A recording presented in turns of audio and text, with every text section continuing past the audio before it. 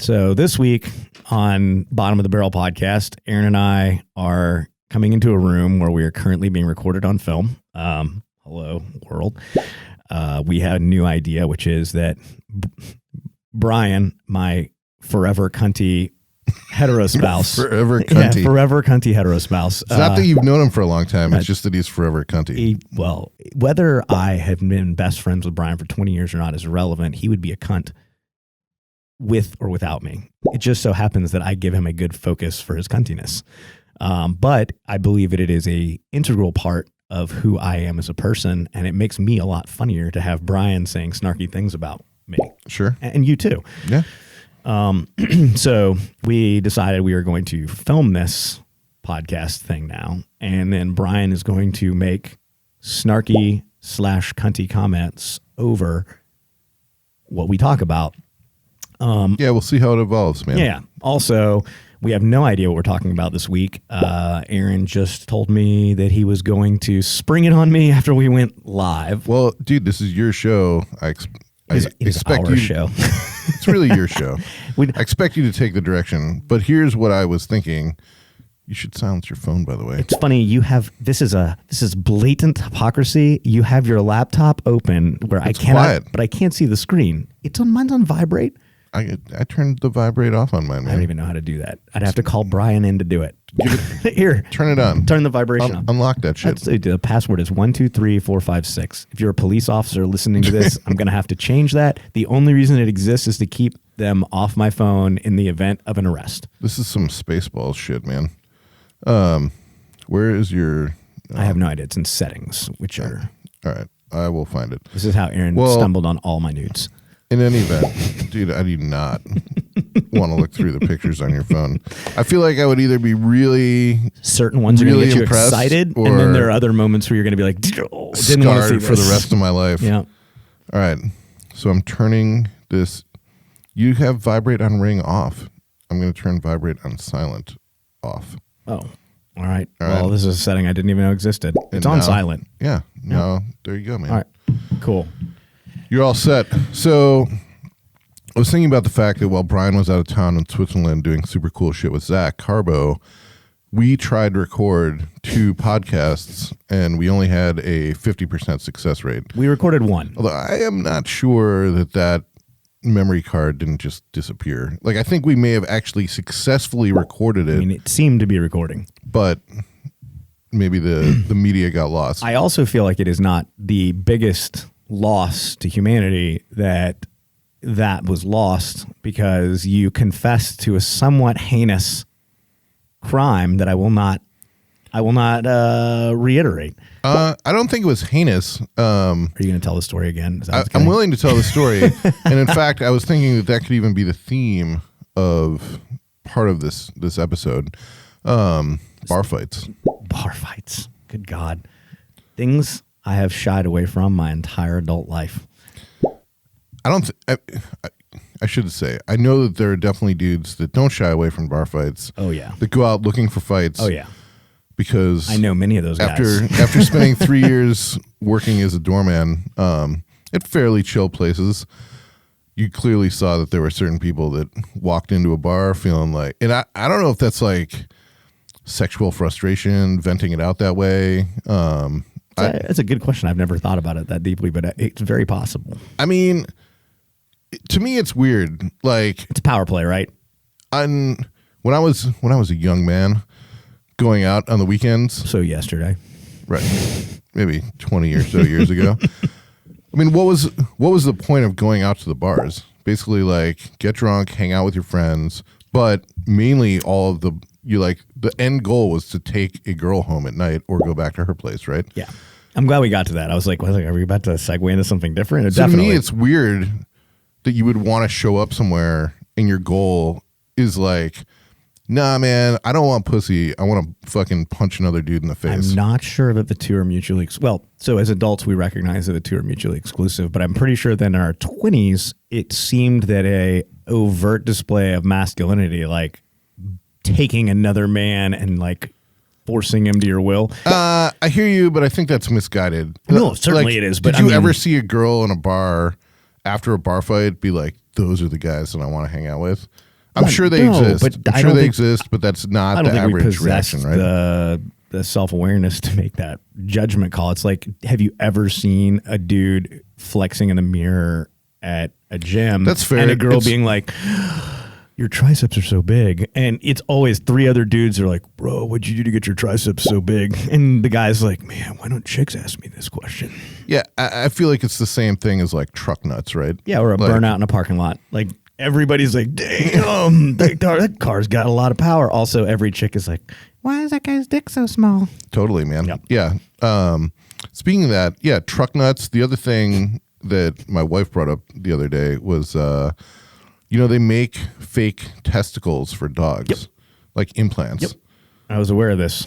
So, the customer segment for that must be so small that you're woke enough to be responsible and neuter your dog, but you're insecure in your masculinity enough that you feel like your dog has that to have you feel testicles. like your dog has to have testicles, well, I don't know because if that makes a statement I'm about not sure it's you. for the owner. Well, it's definitely for the owner. It's all for the owner, but I think that the owner is so in touch with their pet that they don't want their pet to feel like they've been neutered. No way, man. I think that's it, man. I really do. I think that I think that America is so soft now that they feel like they have to think about their dog's psyche. I was brought up to me this week in a casual conversation that we talk about gun violence. This is not a gun violence thing, but it is pertaining to what you're talking about, and it amused me greatly, which is that, obviously the concentration of gun violence is much higher in disenfranchised, downwardly mobile places like Detroit, where there's also like a fucked up water supply, tons of lead in the water, which we've talked about in other podcasts where like Heesky's saying that, all of the aggression tied to Flint, Michigan is actually a result of like heavy metals in the water. It's like seems oversimplified. Yeah, maybe.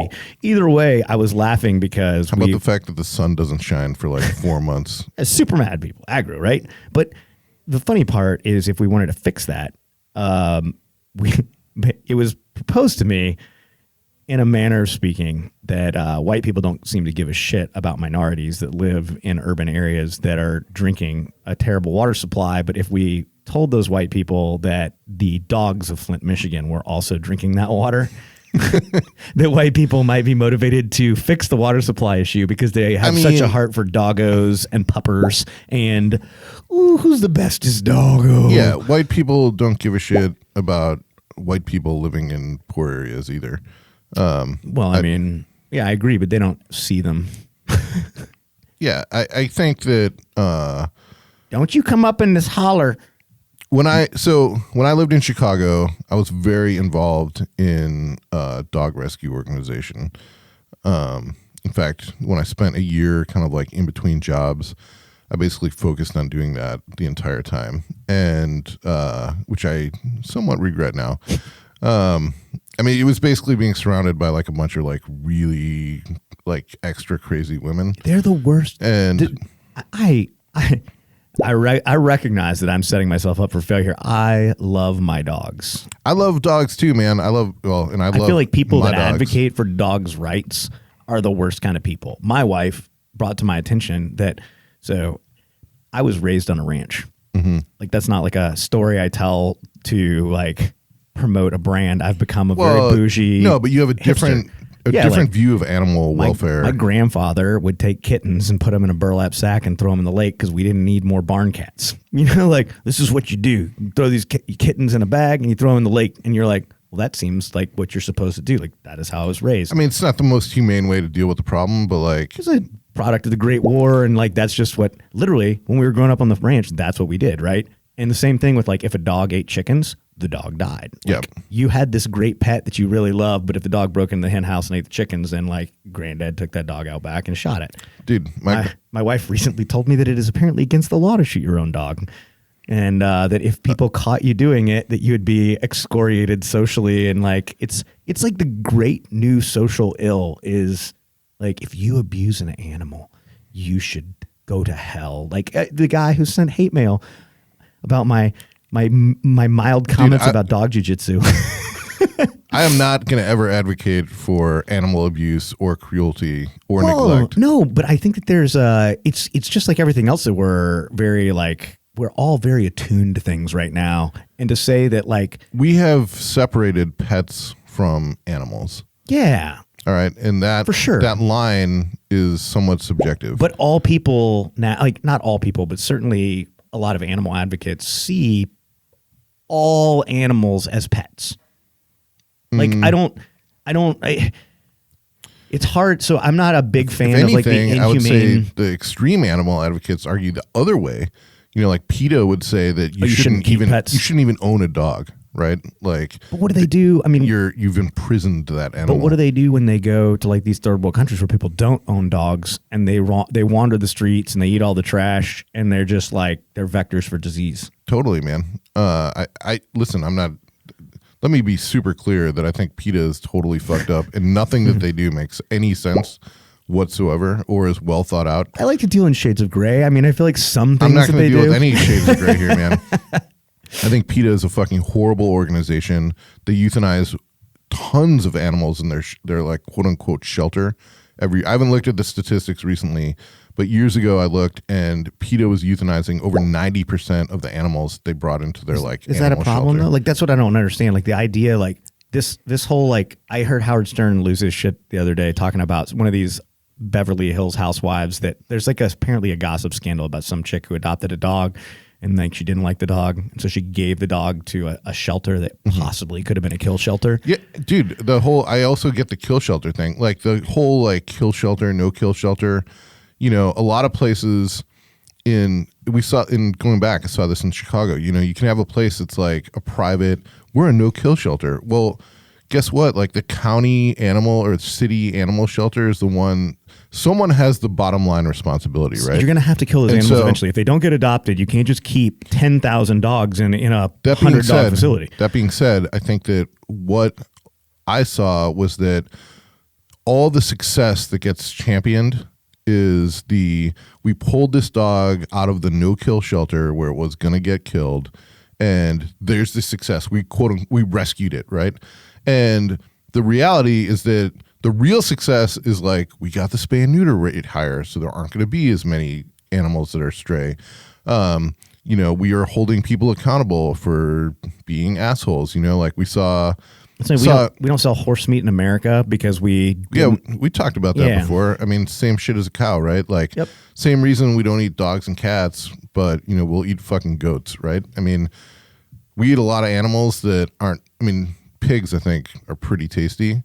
You should keep them as pets. Dude, also super smart, right? I mean, pigs are probably smarter than dogs and cats are. I don't know that's a fact, I don't but I think accept it. I I don't think accept your assertion. My point is, it's not like an intelligence-based thing, right? Yeah.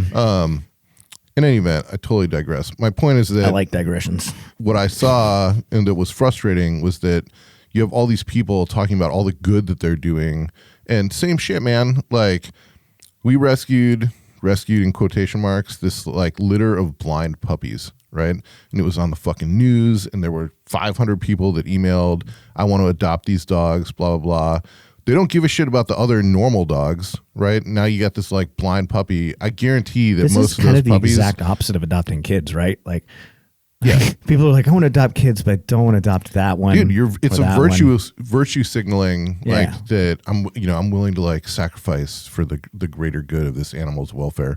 The same people that want to kill a Downs kid in utero are the ones that want to adopt a blind puppy. Dude, exactly, man. I mean, and I think that most of those puppies should have been euthanized. I also think that it's a fucking waste when, you know, my wife works part of her time is spent working at a veterinary specialty hospital, so like surgical referrals, etc.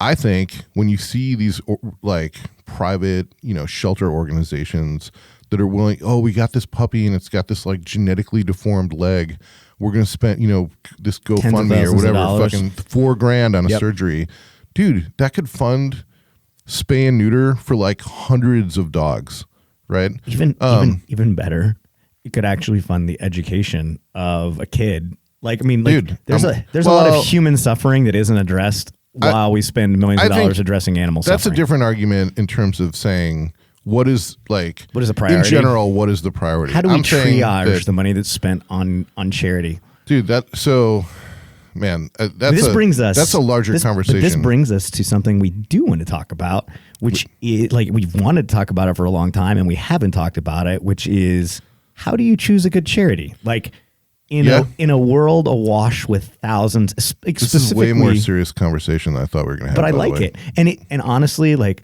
a casual conversation about throwing cats in a burlap sack and putting them in the lake, like people gonna be pissed about that. Yeah. But you know what? We can also say I'm kind of pissed about it. I think that it's a fucking bullshit move.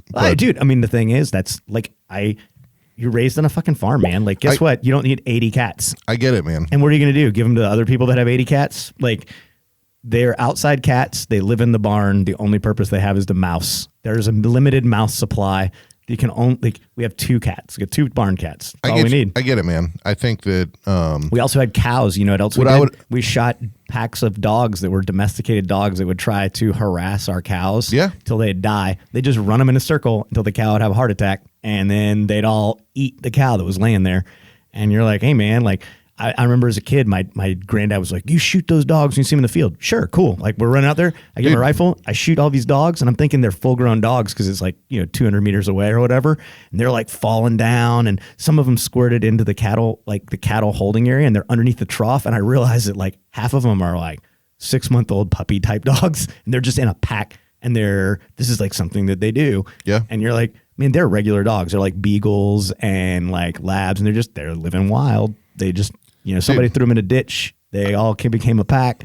I grew up in the suburbs of Chicago. Yeah. Very, not like a real outdoorsy kind of area, right? Yeah, I mean, I get it. And when the only animals we know are pets, like that's how we see all animals. My kid is the most domesticated. I mean, she spends most of her time in her bedroom, my oldest kid. Mm-hmm. And, she's really into music and art and whatever. And the only animals she's ever really seen are domesticated animals. She doesn't understand necessarily like the concept of that it's like it's humane. She's constantly telling me, she's like, I think I'm going to become a vegetarian because cows are so cute. And I'm like, yeah, like they are raised for the purpose of being turned into hamburger.